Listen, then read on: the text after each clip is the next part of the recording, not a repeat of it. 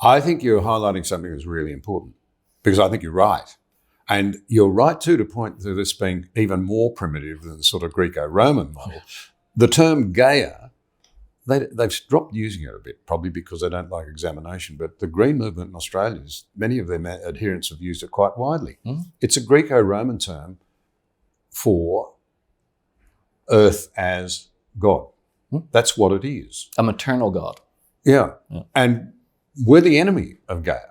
We human beings are the problem. And that's seeped quite deeply into the consciousness of a lot of people in the West without them thinking it through, perhaps largely because they don't understand their own spiritual legacy. It's flowed into a void, but it's not thought through and it's not very satisfying. Because the problem with it is if we're the enemy of Earth, then you've got to hate ourselves. We're the problem. We're opposed to God. Redemption lies in placing God first. And the practical outcome of that will be the one that really worries me.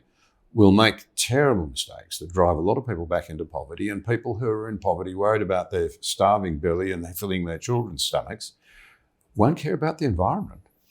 No, and I think this speaks to the broader overall point that that when we started to, shall we say, fetishize liberalism, we started to forget the deeper roots of our civilization, and these are Greco-Roman in some aspects. It is a pagan ideology, and I don't want to have the Circus Maximus back. I don't think anybody does. It's a pretty cruel society, let's be honest. But it's much more civilized than the people in the huts. And after that, we get Christian society, and that's really the core of our Western civilization. Christianity to the West is what Confucianism is to China, is what I suppose Orthodox Christianity is to Russia, is what Hindu ideas are to India. And the fact that we've gotten away from these is, to my mind, what's created an awful lot of chaos. The more hardcore proponents of liberal ideology, like Fukuyama and so on, to my mind, just neglected this. They said, well, once we have free markets and basic property rights and et cetera, everything's going to be fine. Everything's not turning out fine. There's a lot of social problems, some of which I think we're going to talk about shortly, which I think are completely tied to the fact that we've forgotten many of the moral principles that our societies rested on, many natural law principles, family being basic unit of civilization in the West, and so on. We've forgotten all that, and it's creating all these crazy problems in the economy and everything.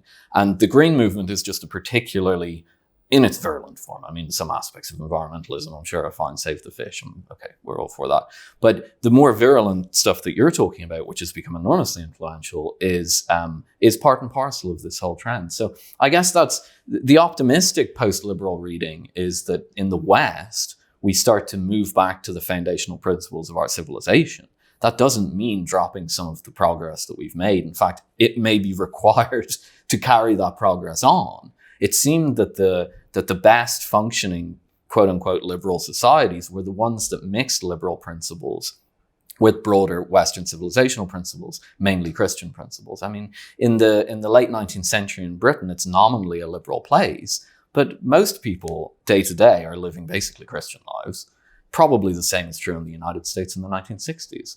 So I'm hoping that what we'll get is not a reversion of the progress that we have, but rather recognizing that there are deeper roots to our civilization, reincorporating them and being able to move forward with progress. The risk is otherwise, I think, increasing social collapse in a sense.